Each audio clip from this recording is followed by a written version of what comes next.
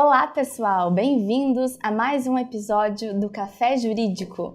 Eu sou a Camila, advogada especialista em Direito Penal e Processo Penal e professora. O tema de hoje é responsabilidade civil de médicos e hospitais.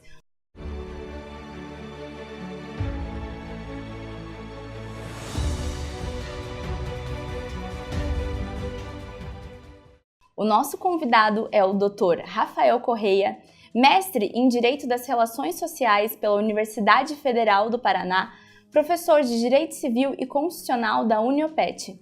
Olá, professor. Olá, minha querida, muitíssimo obrigado pelo convite. É um prazer enorme poder participar desse projeto ímpar que leva uma série de informações relevantes para os nossos ouvintes. Obrigado. Nós que agradecemos a sua participação, doutor. Afinal, todos nós precisamos desse serviço de saúde. Todos nós somos destinatários, acabamos, consumindo, de certo modo, essa prestação de serviço médico. E esse que é o ponto essencial, talvez, que torna tão relevante esse tema hoje e tão importante para ser debatido, Nós somos destinatários desse tipo de serviço médico, precisamos cotidianamente disso, e a rigor é essa constância, digamos assim, que gera essa particularidade, essa especificidade da relação entre médico e paciente. Doutor, e meu primeiro questionamento é exatamente nesse sentido. Eu posso considerar que existe relação de consumo entre o paciente e o médico ou entre o paciente e o hospital? Sim, doutora Camila. A rigor a gente tem, no grande campo das relações jurídicas de caráter negocial, uma subdivisão. E essa classificação ela não é só importante para um aspecto teórico, mas também por um aspecto prático. Ela que vai definir o tipo de regramento legal que vai incidir naquele caso concreto, Então, normalmente, nas relações normais negociais, nós partimos do pressuposto que as partes contratantes estão numa situação de igualdade. E aí vai entrar em cena uma regulação que decorre exclusivamente do Código Civil. Agora, existem, de outro lado, outras relações que são marcadas por uma desigualdade. Elas já nascem desequilibradas por natureza. E é isso justamente que caracteriza uma relação de consumo. Então, a rigor, uma relação entre médico e paciente, ela é, por excelência, uma relação de consumo. De um lado, nós vamos ter um sujeito que atua profissionalmente com uma habitualidade, buscando uma determinada remuneração direta ou indireta, que vai ser o médico, o prestador desse serviço médico, e de outro lado, nós temos um sujeito que se encontra numa situação de vulnerabilidade, uma situação de hipossuficiência, porque ele não detém o mesmo conhecimento técnico, às vezes sequer tem condições de compreender de pronto tudo aquilo que o médico está explicando para ele, não tem condições de contestar ou melhor esmiuçar isso. E é isso que vai configurar, então, essa distância entre o médico e o paciente. E essa distância, esse desequilíbrio, essa desigualdade, que vai fazer com que essa relação seja definida como uma relação jurídica de consumo. E aí vai ter uma incidência do Código de Defesa do Consumidor, com regras não só de direito material próprias, mas também com algumas regras específicas de direito processual. E diante desse entendimento, professor, houve um aumento em relação às demandas indenizatórias? Sim, doutora Camila, a gente consegue perceber hoje um processo de judicialização da saúde no Brasil, tanto no aspecto público como no aspecto privado. De um lado, a gente consegue observar que o Poder Judiciário tem sido provocado constantemente a responder se a administração pública deve ou não conceder medicamentos, tratamentos gratuitos para toda pessoa que precise, a depender de determinadas circunstâncias. Então aí há um debate entre o particular e o Estado, digamos assim, uma judicialização, um aumento de demandas nesse sentido, mandados de segurança, ações de obrigação de fazer. Mas nós também temos nas relações interprivadas, nas relações particulares, um aumento exponencial. E aí é que se configura mesmo esse debate, ou melhor, esse embate entre médicos e pacientes, Porque há uma modificação muito grande nesse ponto acerca das exigências que alguns pacientes fazem em face da prestação de serviço médico. Não só diante ou direcionado ao médico especificamente individualizado, mas também a centros hospitalares, planos de saúde, enfim, há um aumento nesse embate por conta dessa judicialização maior da saúde no Brasil. Em relação a esse aumento também das demandas, doutor, houve uma ampliação no conceito do que seria erro médico? Sim, hoje quem milita na área da responsabilidade civil, ou quem acompanha o posicionamento dos tribunais acerca dessa matéria de demandas indenizatórias acerca da prestação de serviço médico, tem visto que, a rigor, houve um aumento, uma expansão daquilo que a gente pode definir como erro médico. Então, por exemplo, Geralmente, antes, quando a gente pensa, ou quando nós pensávamos em erro médico, algumas situações mais grosseiras surgiam como determinados exemplos. Então, veja só um caso que aconteceu em 2013 no estado do Rio de Janeiro.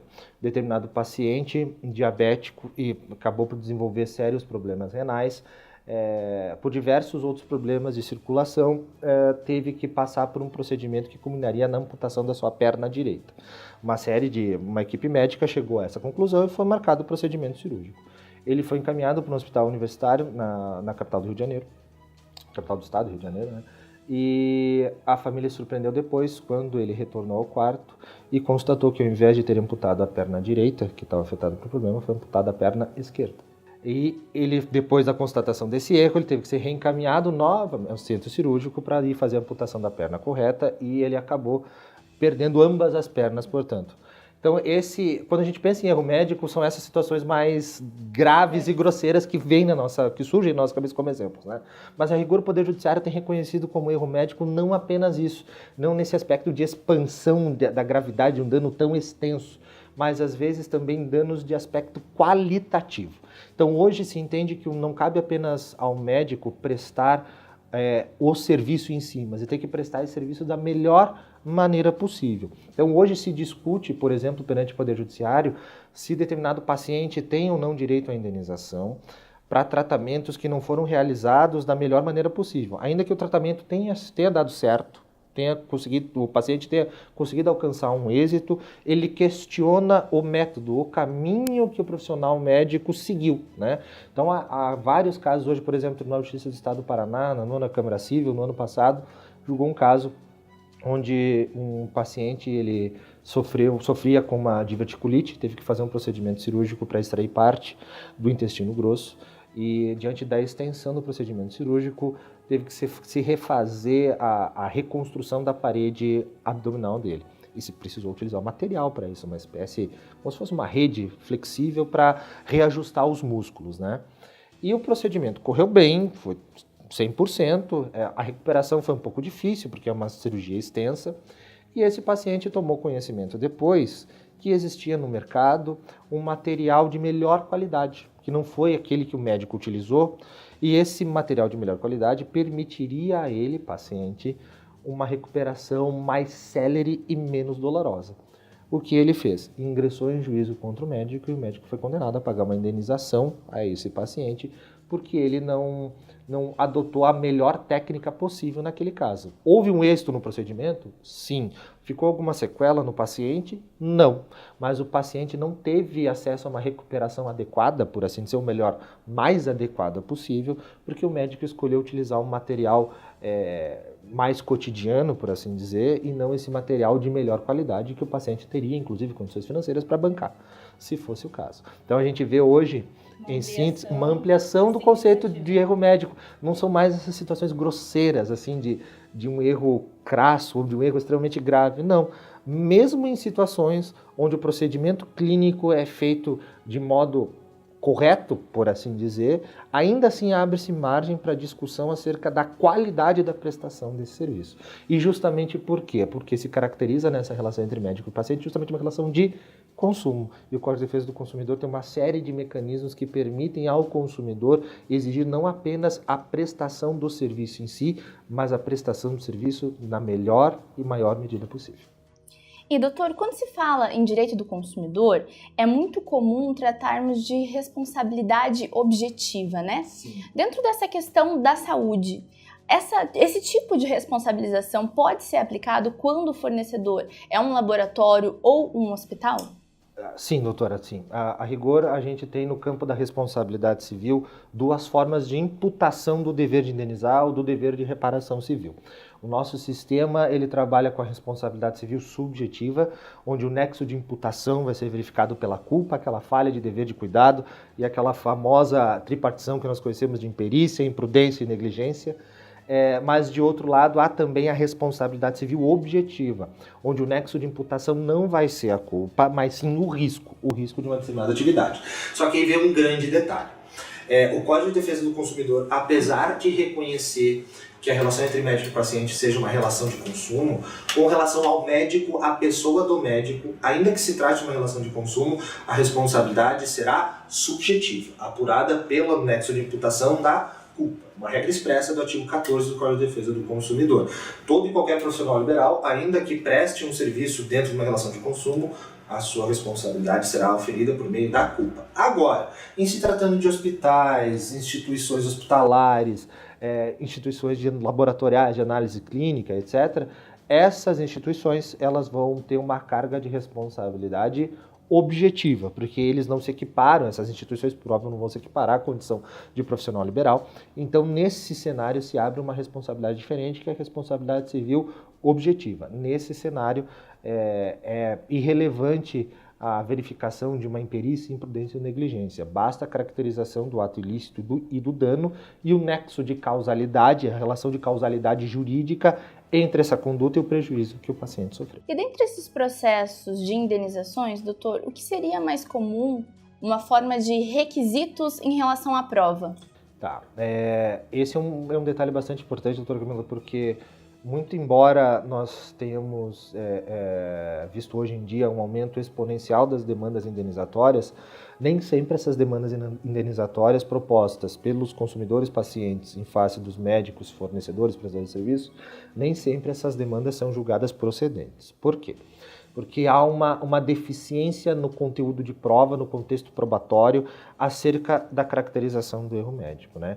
Então, muitas vezes, a rigor, é muito comum que a gente associe o Código de Defesa do Consumidor a determinadas regras. Por exemplo, a gente pensa no CDC, a gente pensa no Código de Defesa do Consumidor, já vem direto na nossa cabeça a noção de inversão do ônus da prova, né? Que o consumidor não teria uma carga probatória tão grande.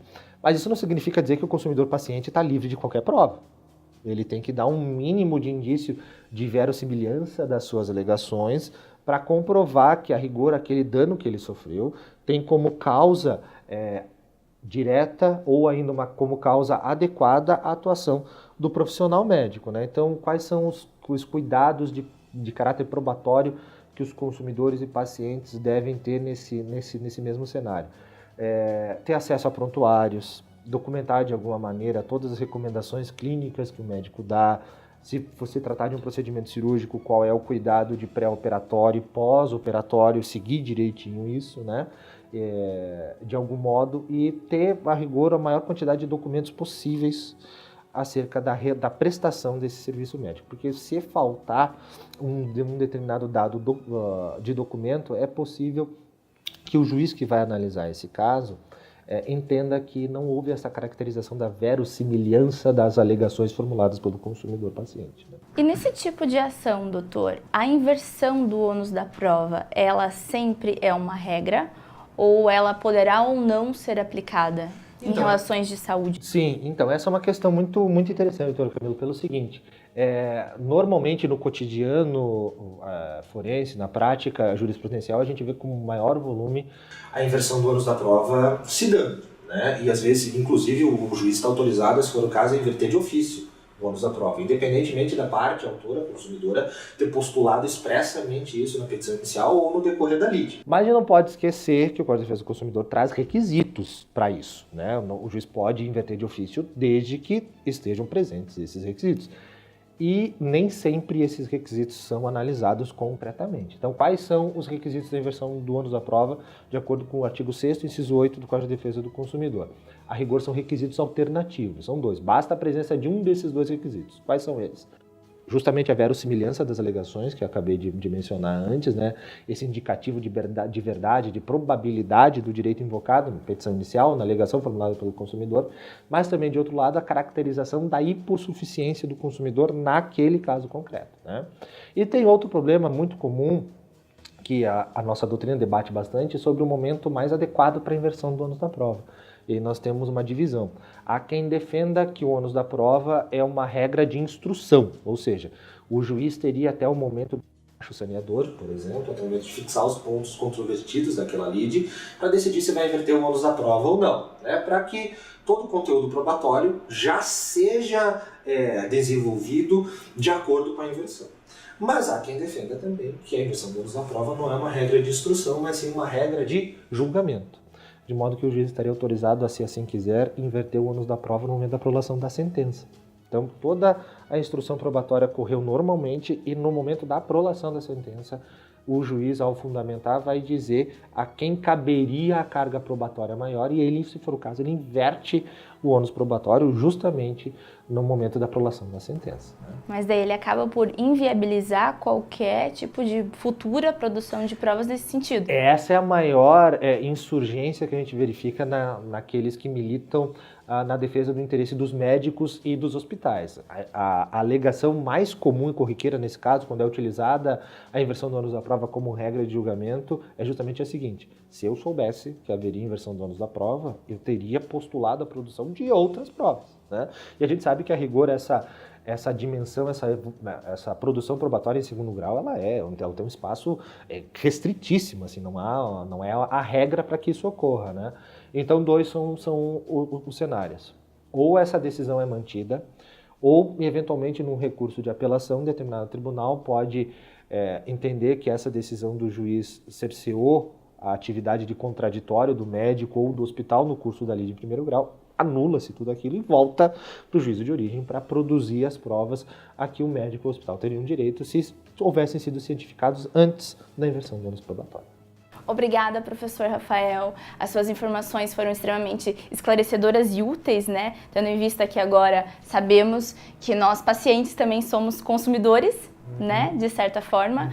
Espero que você tenha gostado do nosso episódio. E não esqueça, você pode nos acompanhar através do Facebook, na página do NEASECRIM, no Instagram, através do @CamilaPrendim e no YouTube, no canal do Café Jurídico. Até mais!